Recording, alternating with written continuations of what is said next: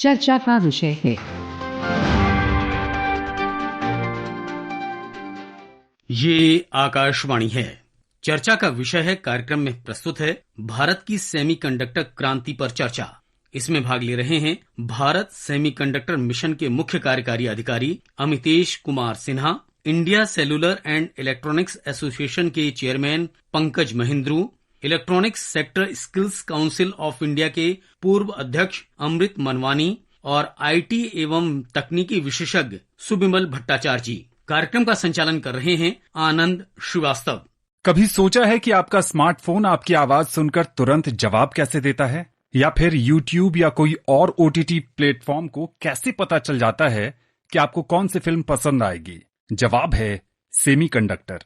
Semiconductor आधुनिक तकनीक का हृदय है। सेमीकंडक्टर्स आज हमारे चारों ओर हैं। वे उन कंप्यूटरों और फोन को कंट्रोल करते हैं जिनका इस्तेमाल हम कारोबार या प्रशासन में करते हैं। जिन फोन, मोबाइल, लैपटॉप और कंप्यूटरों का इस्तेमाल हम कारों और विमानों को कंट्रोल करने में करते हैं, वो सेमीकंडक्टर्स पर ही आधारित होते हैं। यहाँ तक कि ECG या दिमाग को पढ़ने वाली MRI मशीनें और बीमारियों का निदान करने वाली और इलाज करने वाली मशीनों और डिफेंस तकनीक में सेमीकंडक्टर्स छाया हुआ है। आज घरों में TV, music system, video game, web series देखने में जिन इलेक्ट्रॉनिक गैजेट्स का हम इस्तेमाल करते हैं, ये आनंद भी हमें एक छोटी सी चिप यानी सेमीकंडक्टर ही दिलाता है। सेमीकंडक्टर की दुनिया काफी तेजी से बदल रही है और इसी दिशा में भारत भी अपनी सशक्त उपस्थिति दर्ज कराने की कोशिश कर रहा है। और इसके लिए नई दिल्ली के यशोभूमि कन्वेंशन सेंटर में सेमिकॉन इंडिया 2025 का आयोजन किया गया। क्या है इसके मायने और किस तरीके से सेमीकंडक्टर इंडस्ट्री में भारत अपना प्रभुत्व स्थापित करने की कोशिश कर रहा है, इस पर चर्चा के लिए आज हमारे साथ हैं IT and tech expert Subimal Bhattacharya ji, साथ ही साथ former chairperson electronic sector skills council of India के अमृत मनवानी। कार्यक्रम में हमारे साथ आगे जुड़ेंगे इंडिया सेमीकंडक्टर मिशन के CEO अमितेश कुमार सिन्हा और electronic industries association of India के सेक्रेटरी जनरल राजू गोयल। आप सबका बहुत बहुत स्वागत है। सबसे पहले सुबिमल सर, आपके साथ अगर शुरू करें और ये समझने की कोशिश करें कि पिछले कुछ वर्षों में भारत में सेमीकंडक्टर को लेकर हलचल काफी बढ़ी है, और जब सेमिकॉन इंडिया 2025 का आयोजन हो रहा है तो पिछले संस्करण की तुलना में इसका बहुत बड़ा व्यापक स्वरूप हमें देखने को मिला है। क्या उद्देश्य है सेमिकॉन इंडिया 2025 के? देखिए, जैसे आपने की बताया कि ये चौथा संस्करण है इस इवेंट की, और पहले वाला बेंगलोर में हुआ था 2002 में, और इससे अब तक जो पार्टिसिपेशन के लेवल है वो हर बार करीब दुगना होते जा रहे। तो इससे आपको दर्शाता है कि भारत में जो सेमीकंडक्टर्स इकोसिस्टम हम बहुत देर से शुरू किए हुए, और ये 4 साल में हमने जितने कामयाबी हासिल की है वो अतुलनीय है। कल मिनोचा साहब जो सेमी की ग्लोबल जितने कंपनीज की एसोसिएशन उसके CEO जो बता रहे थे कि परफॉर्मेंस जो भारत के रहा वो अनप्रेसिडेंटेड है, और चाइना जो 12 साल में किया और अमेरिका ने 14 साल में किया, हमने 3 साल में करके दिखाया।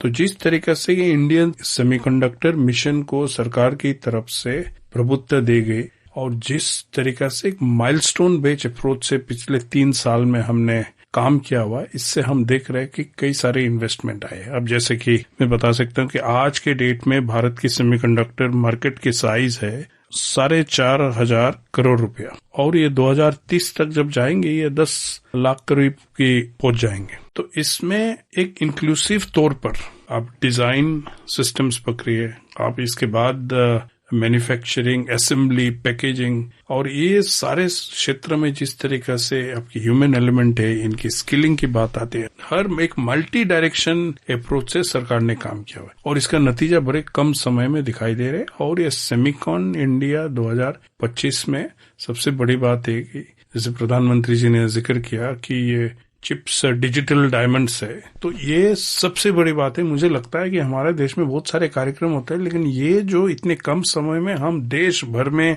जाके संस्थाओं को जोड़ पाए, NIT सिलचर कहा नॉर्थ ईस्ट में, जम्मू IIT, ऐसे सब संस्था से काम करा के एक देश के लिए एक कॉमन चिप बना पा रहे, ये बहुत बड़ी बात है। जी हाँ, आपने कहा कि प्रधानमंत्री ने कल अपने वक्तव्य में कहा कि सेमीकंडक्टर की दुनिया में चिप्स डिजिटल हीरे की तरह हैं। आइए सुनते हैं उन्होंने क्या कहा। एक बात कही जाती है, oil was black gold but chips are digital diamonds. हमारी पिछली शताब्दी को ऑयल ने शेप किया। दुनिया का भाग्य तेल के कुओं से तय होता था। तेल के इन कुओं से कितना पेट्रोलियम निकलेगा, इस आधार पर ग्लोबल इकोनॉमी ऊपर नीचे होती रहती है। लेकिन 21वीं शताब्दी की शक्ति छोटी सी चिप में सिमट करके रह गई है। ये चिप भले छोटी सी है, लेकिन इसमें दुनिया की प्रगति को बड़ी गति देने की ताकत है। अमृत जी, आपसे ये समझने की कोशिश करेंगे कि किस तरह के आउटकम की उम्मीद कर सकता है भारत इस सेमिकॉन इंडिया 2025 से। देखिए, जैसे कि हमारे माननीय प्रधानमंत्री ने बोला था कि हमारा एक गंतव्य जो है वो है डिजिटल इंडिया, मतलब पूरा देश जो है डिजिटाइज हो जाए और एक दूसरे से डिजिटली जुड़े। उसके लिए सेमीकंडक्टर का होना जरूरी है। और अब ये सिचुएशन है कि पहले स्पेक स्कीम में और फिर इंडिया सेमीकंडक्टर मिशन की स्कीम में सरकार ने बहुत ही प्रोत्साहन प्रदान किया है, इंसेंटिव प्रदान किए हैं, जिसके तहत करीब 10-12 कंपनीज को ये इंसेंटिव भी दिए गए हैं, जिसमें ज्यादातर इंडियन कंपनीज हैं जिनका फॉरेन कंपनीज के साथ कोलैबोरेशन है, लेकिन 1-2 बाहर की कंपनीज भी हैं। तो उनको ये इंसेंटिव इसलिए दिया गया कि ताकि वो यहाँ इंडिया में सेमीकंडक्टर चिप्स का निर्माण करें और सेमीकंडक्टर चिप्स वो वेफर जो है उसकी असेंबली करें। ये जो है रोजगार बहुत देगा। जो मैन्युफैक्चरिंग में रोजगार है उसमें बहुत बढ़त मिलेगी। मैं सोचता हूँ कि अगले 10 वर्षों में करीब 1 करोड़ लोगों को इसमें डायरेक्टली या इनडायरेक्टली रोजगार मिल सकता है। जी, सेमीकंडक्टर का बाजार कितना बड़ा है और इसमें भारत की क्या है स्थिति, आइए सुनते हैं इस रिपोर्ट में। भारत का चिप बाजार तेजी से बढ़ रहा है। 2030 तक इसके लगभग 110 अरब डॉलर तक पहुंचने की उम्मीद है। 2023 से 2025 के बीच ISM के तहत 6 प्रमुख सेमीकंडक्टर इकाइयों को मंजूरी दी गई है। भारत को सेमीकंडक्टर नवाचार और विनिर्माण के वैश्विक केंद्र के रूप में स्थापित करने के लिए कई प्रयास किए गए हैं। सरकार ने 76,000 करोड़ के निवेश के साथ सेमिकॉन इंडिया कार्यक्रम शुरू किया है, जिसे भारतीय सेमीकंडक्टर मिशन के माध्यम से कार्यान्वित किया जा रहा है। यह मंत्रालय के मार्गदर्शन में संचालित होता है। इलेक्ट्रॉनिक्स और सूचना प्रौद्योगिकी के लिए एक एकीकृत सेमीकंडक्टर केंद्र स्थापित किया गया है। सेमीकंडक्टर बाजार में भारत की स्थिति को मजबूत करने के लिए ISM महत्वपूर्ण है, जिसके 2026 तक $63 बिलियन तक पहुंचने की उम्मीद है। मई 2025 में केंद्रीय इलेक्ट्रॉनिक्स एवं सूचना प्रौद्योगिकी, रेलवे और सूचना एवं प्रसारण मंत्री श्री अश्विनी वैष्णव ने नोएडा और बेंगलुरु में 2 अत्याधुनिक सेमीकंडक्टर डिजाइन सुविधाओं का उद्घाटन किया। ये केंद्र उन्नत 3 नैनोमीटर चिप डिजाइन पर केंद्रित भारत के पहले केंद्र है, जो देश की सेमीकंडक्टर नवाचार यात्रा में एक महत्वपूर्ण मील का पत्थर साबित होंगे। आकाशवाणी से श्रेया की रिपोर्ट के साथ नेहा गोस्वामी। चर्चा का विषय है कार्यक्रम में। अब हमारे साथ जुड़ रहे हैं इंडिया सेमीकंडक्टर मिशन के CEO अमितेश कुमार सिन्हा। अमितेश जी, कार्यक्रम में आपका बहुत बहुत स्वागत है। धन्यवाद। आपसे ये समझने की कोशिश करेंगे कि एक तरफ सेमिकॉन इंडिया 2025 चल रहा है और दूसरी तरफ पूरी दुनिया में सेमीकंडक्टर की चर्चा है और भारत भी प्रधानमंत्री नरेंद्र मोदी के नेतृत्व में सेमीकंडक्टर की दिशा में अपना प्रभुत्व स्थापित करने की कोशिश कर रहा है। किस तरह की प्रगति हो रही है और क्या क्या लक्ष्य हैं जो अगले 10 वर्ष में भारत हासिल करने की तरफ देख रहा है? सबसे पहले मैं बताना चाहता हूं कि आदरणीय प्रधानमंत्री जी के विजनरी लीडरशिप में हम लोगों ने एक कम्प्रिहेंसिव पॉलिसी बनाई। जो पहले की पॉलिसीज थी वो किसी खास चीज के ऊपर में केंद्रित थी कि फैब्रिकेशन हो जाए या पैकेजिंग हो जाए, लेकिन अब की जो पॉलिसी बनी है वो कम्प्रिहेंसिव इस मामले में है कि हम डिजाइन, फैब्रिकेशन और पैकेजिंग तीनों की बात कर रहे हैं और ये तीनों का होना जरूरी है। अगर आप टेक सॉवरेनिटी की बात करते हैं या चिप में आत्मनिर्भरता की बात करते हैं तो तीनों का होना जरूरी है। इसमें जो गवर्नमेंट ने क्लियर पॉलिसी जो अब लेकर के आए उसमें 3 तरह की चीजों का जब तक समागम नहीं होगा वो सेमीकंडक्टर इंडस्ट्री का में कोई काम नहीं हो पाता है, क्योंकि ये बहुत ही ज्यादा कैपिटल इंटेंसिव सेक्टर है। 3 चीजें क्या हैं? Technology, capital and talent. तो हम लोग सब जानते हैं कि इंडिया में 20% of the world design engineers are in India, यानी कि ये 20% लोग इतने कैपेबल हैं, वो कॉम्प्लेक्स चिप्स के डिजाइन पर काम करते हैं। भले वो अपनी कंपनी के लिए नहीं काम करते हैं, वो विदेशी कंपनी के लिए काम करते हैं। लेकिन ये जो टैलेंटेड लोग हैं, जब इतना कठिन काम कर सकते हैं तो कोई भी काम कर सकता है, फैब्रिकेशन का हो चाहे पैकेजिंग का हो। यानी हमारे पास टैलेंट है। टेक्नोलॉजी के लिए हम कोलैबोरेशन कर रहे हैं, क्योंकि टेक्नोलॉजी आपको कहीं ना कहीं से लानी होगी। तो आपने देखा है कि टाटा का PSMC ताइवान के साथ में कोलैबोरेशन हो रहा है। माइक्रॉन जो ग्लोबल मेमोरी कंपनी है, उसने खुद से अब यहाँ पे इंडिया में टेक्नोलॉजी लेकर के आए, अपना पैकेजिंग प्लांट लगा रहे हैं। CG पावर का रेनेसास के साथ में है। ऐसे करके हमारे जितने भी अप्रूव्ड प्रोजेक्ट्स हैं, सबका कोई ना कोई टेक्नोलॉजी पार्टनर है। और उसके बाद जो तीसरी समस्या थी कैपिटल की, उसमें गवर्नमेंट ने कहा कि हम आपको 50% पारी पासू देंगे। तो यहाँ पर दो चीजें इंपॉर्टेंट है, एक तो 50% और दूसरा पारी पासू। पारी पासू का मतलब है कंकरेंट इन्वेस्टमेंट।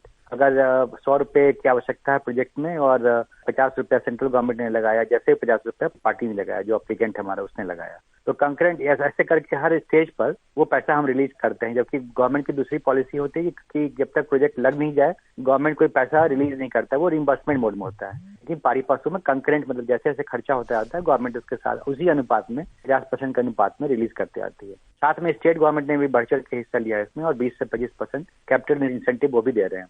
तो कैपिटल की समस्या जो थी वो इस तरह से दूर हो रही है। तो कैपिटल, टैलेंट और टेक्नोलॉजी, ये तीनों को मिला करके हम लोग जो पॉलिसी लेकर के आए हैं, इससे क्या हो रहा है कि कंपनियां जो इंडियन कंपनी जैसे टाटा है या CG पावर है, केन्स है, ये लोग सामने आ रहे हैं और वो टेक्नोलॉजी कोलैबोरेशन करके प्रोजेक्ट लगाने के लिए इच्छुक हैं। क्योंकि हमारे यहाँ एक इकोसिस्टम डेवलप हो रहा है, हमारे यहाँ डिमांड है, इस पे किसी को कोई शक नहीं है। उस डिमांड के ऊपर में जो इलेक्ट्रॉनिक प्रोडक्ट्स हैं, उसका हमने असेंबली शुरू किया था। असेंबली शुरू करने के बाद में वैल्यू एडिशन बढ़ाने के लिए हमने कॉम्पोनेंट मैन्युफैक्चरिंग शुरू किया, और अब भारत सरकार एक कॉम्पोनेंट मैन्युफैक्चरिंग की पॉलिसी भी लेकर के आई है। उसके बाद सेमीकंडक्टर्स का जो की आवश्यकता है, उसके लिए कम्प्रिहेंसिव प्रोग्राम आ गया, जिससे कि कोई भी इलेक्ट्रॉनिक डिवाइस पे 15% से 35% तक सेमीकंडक्टर चिप्स का वैल्यू होता है। और उसके बाद हम लोग अब आगे बढ़ने की कोशिश कर रहे हैं R&D और प्रोडक्ट क्रिएशन में, क्योंकि प्रोडक्ट क्रिएशन हमारे लिए बहुत जरूरी है। क्योंकि हम वो प्रोडक्ट के वो भोक्ता तो हैं, लेकिन वो प्रोडक्ट के ओनर भी हमको होना चाहिए।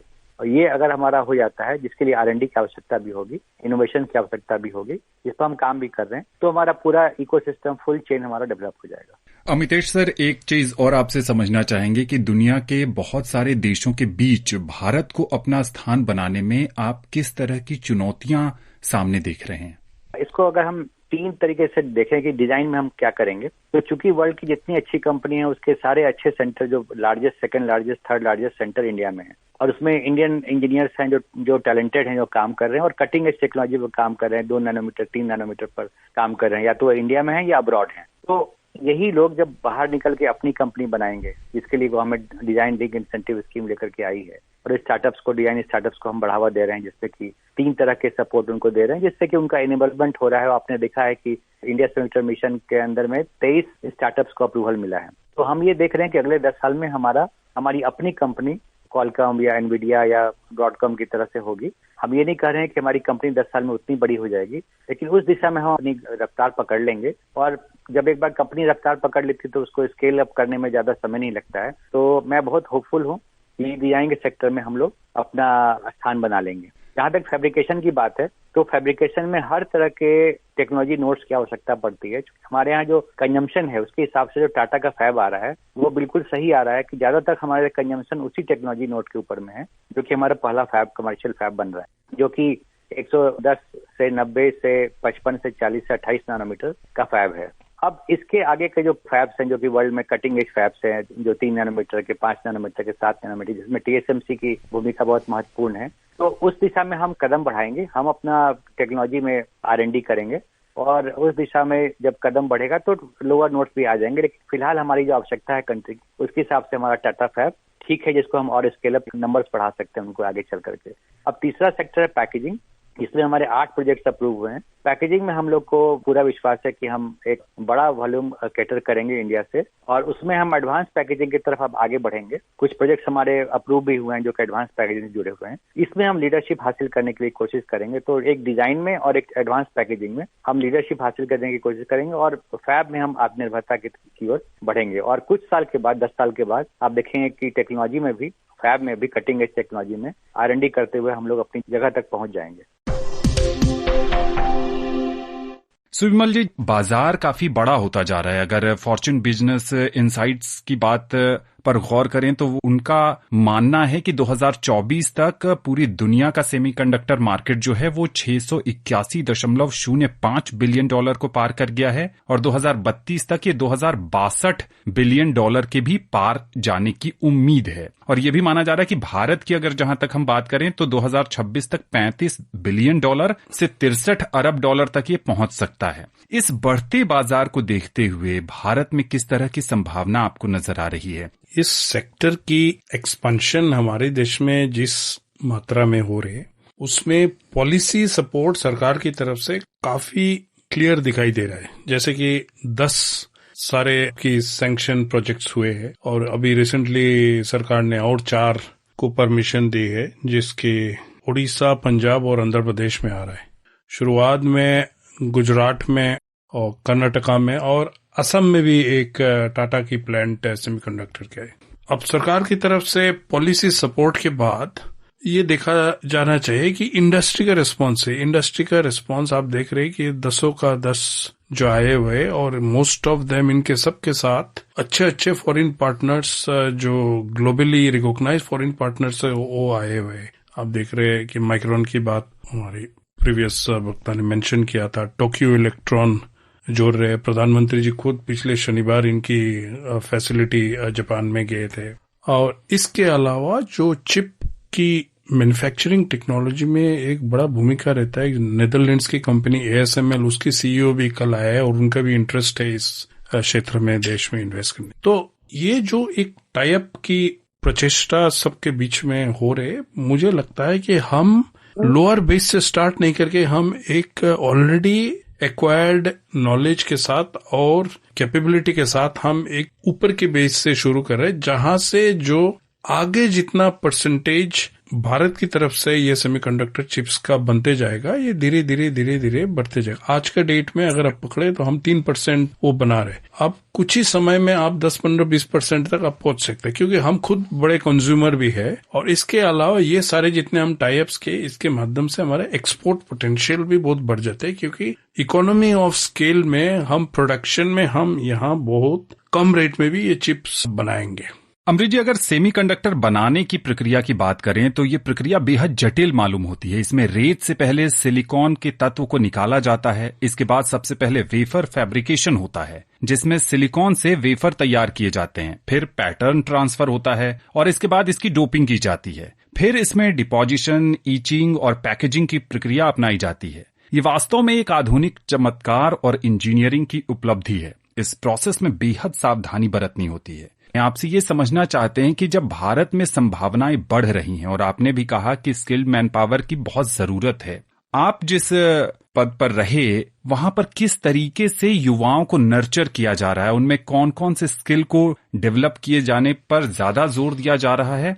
जैसा कि मैं पहले भी बोल रहा था कि ये बहुत ही वास्ट फील्ड है और इसमें एक तो डिजाइन का सेक्टर है, दूसरा मैन्युफैक्चरिंग में भी मटेरियल्स साइंसेस जो है कि कौन से मटेरियल्स यूज किए जाएं, तो अलग अलग के मटेरियल साइंसेस की नॉलेज की बहुत जरूरत है। दूसरा, मैन्युफैक्चरिंग प्रोसेस में जैसे जो वेफर जब बनाया जाता है, जैसे उसको डिपोजिशन किया जाता है और उसके लिए क्या टेम्परेचर्स मेंटेन किए जाएं, कौन सी गैसेस इस्तेमाल की जाएं जिससे कि उसमें बिल्कुल क्लीनिनेस रहे, उसको समझने के लिए हमें लोगों को तैयार करना पड़ेगा, उनको स्किल करना पड़ेगा उस डायरेक्शन में। जो इनर्ट गैसेस होती हैं, जो या गैसेस इस्तेमाल होती हैं इसके निर्माण में, तो उसकी नॉलेज के लिए लोगों को तैयार करना पड़ेगा। टेस्टिंग के लिए करना पड़ेगा कि जब एक सेमीकंडक्टर बन जाता है तो उसे टेस्ट कैसे किया जाए, तो उसके टेस्ट के जो प्रोसीजर्स हैं, जो उसके लिए इक्विपमेंट चाहिए, उसको समझना पड़ेगा। तो ये एक बहुत वास्ट फील्ड है, इसलिए हमें जो वर्कफोर्स डेवलप करना पड़ेगा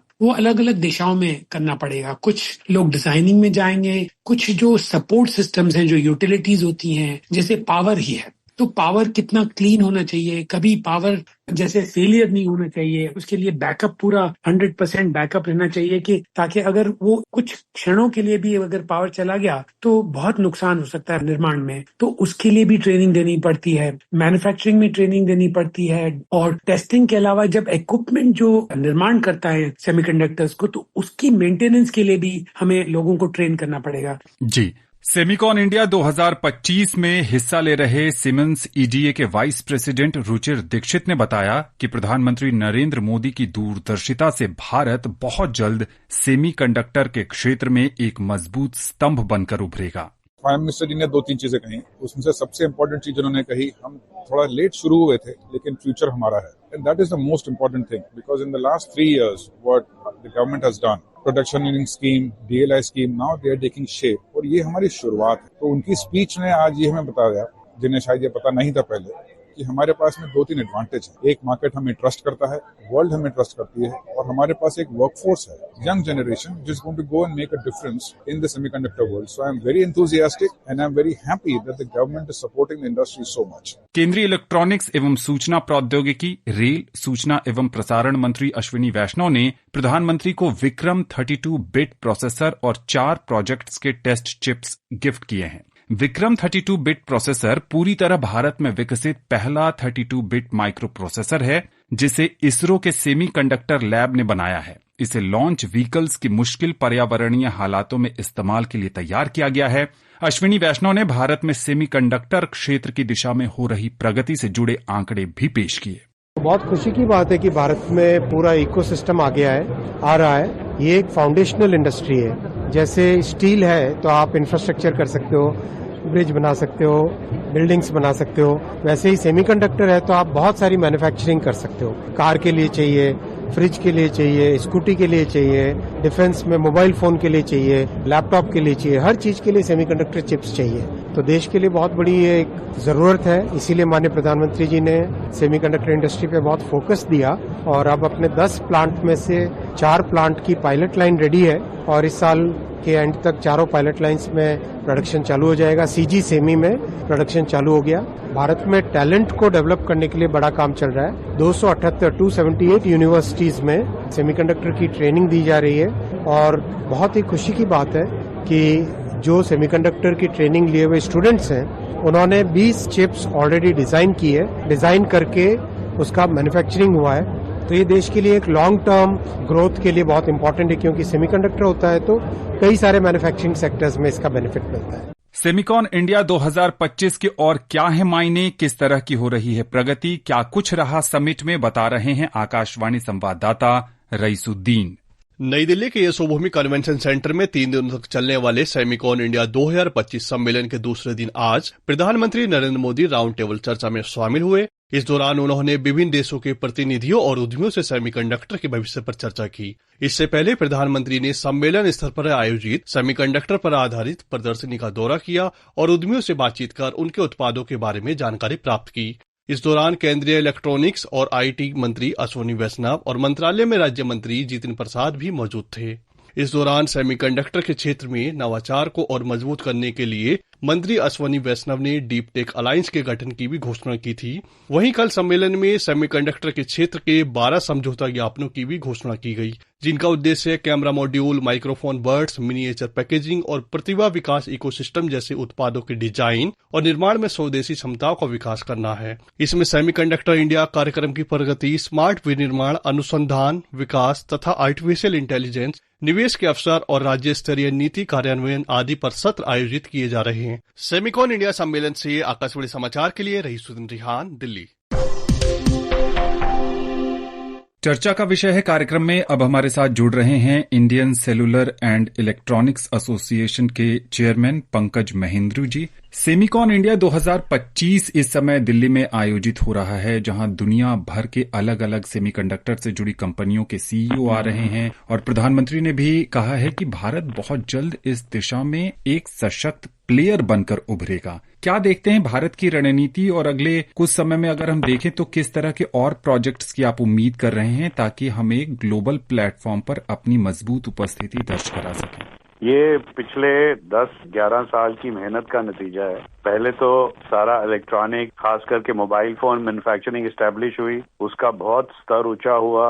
अब हम 5 लाख करोड़ से ऊपर मोबाइल फोन बनाते हैं और 2 लाख करोड़ से ऊपर एक्सपोर्ट करते हैं। और इलेक्ट्रॉनिक्स जो है हमारा, वो मैन्युफैक्चरिंग वो 11.5 लाख करोड़ से ऊपर है। तो एक रिकग्नाइज्ड इलेक्ट्रॉनिक मैन्युफैक्चरिंग नेशन हम बन गए। तो सेमीकंडक्टर जो होता है वो एक फाउंडेशनल इंडस्ट्री है, वो हाईली कैपिटल इंटेंसिव है ये, और ये पिछले 40 साल में देश ने कई बार कोशिश की पर हम उसमें सक्सेसफुल नहीं हुए और अब फाइनली पिछले 2-3 साल से हमारे जो फैब का भी ग्राउंड ब्रेकिंग हुआ है और अब 9 और 10 पैकिंग यूनिट जो हैं जो कि सेमीकंडक्टर चिप को पैक करते हैं, जो भी बहुत हाईली टेक्निकल और कैपिटल इंटेंसिव इंडस्ट्री है जिसमें बहुत स्किल की जरूरत होती है, वो भी इस्टेब्लिश हो रही है। और ये जो सबसे अच्छी बात ये है कि दुनिया की बड़ी कंपनियां तो यहाँ आई हैं, बट जो इंडियन कंपनीज ने ये बेड़ा उठाया है with the support of government of India and the state governments, तो ये जो स्किल परमानेंटली एक बार ही ट्रांसफर होगी इंडिया में, तो वो बहुत ही अच्छा है। अब हमने ये बेड़ा उठाया है कि हम प्रोडक्ट डिजाइन करके अपने, जिसमें कि एंड टू एंड हमारे में कैपेबिलिटी आए और फिर वो प्रोडक्ट डिजाइन जो है वो हम दुनिया भर में बेचें। इंडियन डिजाइन चिप्स डिजाइन में बहुत ज्यादा वैल्यू क्रिएशन है। तो पहले हम ये नहीं कर पा रहे थे क्योंकि कार्ट बिफोर द हॉर्स वाली कहानी हो रही थी। अब जब एक बेस बन गया है, फाउंडेशन बन गई है, तो उससे अब सब everything is getting lined up properly.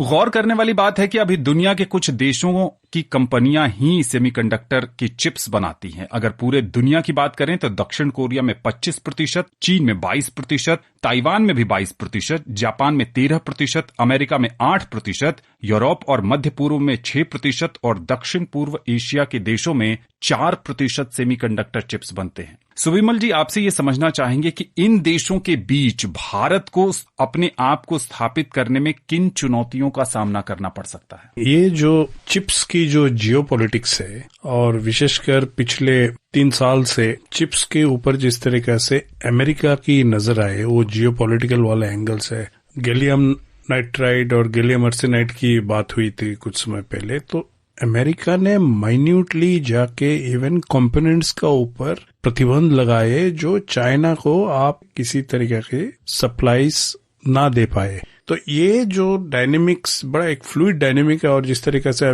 इस क्षेत्र में भी यूरोप के साथ भी अमेरिका की टेक कंपनीज को लेके कुछ एक तनाव चल रहे, तो ये एक जो डायनेमिक्स आपकी चिप इकोसिस्टम में आए, इसमें आपको ध्यान देना पड़ेगा कि क्या आपका स्थान इसी में भी निकाल के आता है। मुझे समझ में लगता है कि जियोपॉलिटिक्स का बाहर भी ये जो इकोनॉमीज ऑफ स्केल रहेगा जिससे हमारा मार्केट आगे बढ़ते जाएगा, तो ये सारे चीज एक इकोसिस्टम बनेगा, एक ट्रस्टेड इकोसिस्टम बनेगा जिसमें हमारा भूमिका रहेगा। और मुझे लगता है कि यही एक स्थान है जिसमें हम कॉम्पिटिटिव इस समय में अगले कुछ सालों में जिस तरीके से हम कैपेसिटी बढ़ाते जाएंगे और कैपेसिटी बढ़ाने के साथ साथ एम्प्लॉयमेंट भी जराएंगे, तो ये वाइब्रेंसी जो इस सेक्टर का होगा, इसी से हमारा बड़े जल्दी चिप इकोनॉमी का उसमें प्रभाव पड़ेगा। जी, आप सभी का इस आकाशवाणी के विशेष चर्चा में हिस्सा लेने के लिए बहुत बहुत आभार। भारत की सेमीकंडक्टर यात्रा प्रधानमंत्री मोदी के बड़े विजन का हिस्सा है। ये डिजिटल इंडिया से शुरू हुई। इंडिया स्टैक, यूपीआई, आधार और टेलीकॉम नेटवर्क ने हर भारतीय को तकनीक उपलब्ध कराई। हमने इलेक्ट्रॉनिक्स उत्पादन इकोसिस्टम को भी मजबूत किया है। अब हम सेमीकंडक्टर, इलेक्ट्रॉनिक कंपोनेंट्स और उपकरणों के निर्माण का इकोसिस्टम बना रहे हैं। सेमिकॉन इंडिया समिट 2025 इसी यात्रा का ही एक पड़ाव है। सेमिकॉन इंडिया 2025 के मंच से प्रधानमंत्री नरेंद्र मोदी द्वारा दिया गया संदेश साफ है कि भारत अब चिप्स की दुनिया में दर्शक नहीं बल्कि खिलाड़ी बनना चाहता है। विक्रम 32 बिट इंडिजिनस प्रोसेसर का प्रदर्शन डिजाइन क्षमता का संकेत देता है और सानंद ओसैट पायलट जैसे प्रयास मैन्युफैक्चरिंग, पैकेजिंग की जमीनी तैयारी दिखाते हैं। लक्ष्य है कि 2025 के अंत तक बाजार तैयार स्वदेशी चिप्स की आपूर्ति शुरू हो जाए। ये रास्ता लंबा जरूर है, पर दिशा सही होगी तो मंजिल पा ली जाएगी। अभी आप सुन रहे थे भारत की सेमीकंडक्टर क्रांति पर चर्चा। इसमें भाग ले रहे थे भारत सेमीकंडक्टर मिशन के मुख्य कार्यकारी अधिकारी Amitesh Kumar Sinha, India cellular and electronics association के chairman Pankaj Mahendru, electronics sector skills council of India के पूर्व अध्यक्ष अमृत मनवानी और आईटी एवं तकनीकी विशेषज्ञ सुबिमल भट्टाचार्य जी। कार्यक्रम का संचालन कर रहे थे आनंद श्रीवास्तव। ये कार्यक्रम आकाशवाणी के समाचार सेवा प्रभाग द्वारा प्रस्तुत किया गया।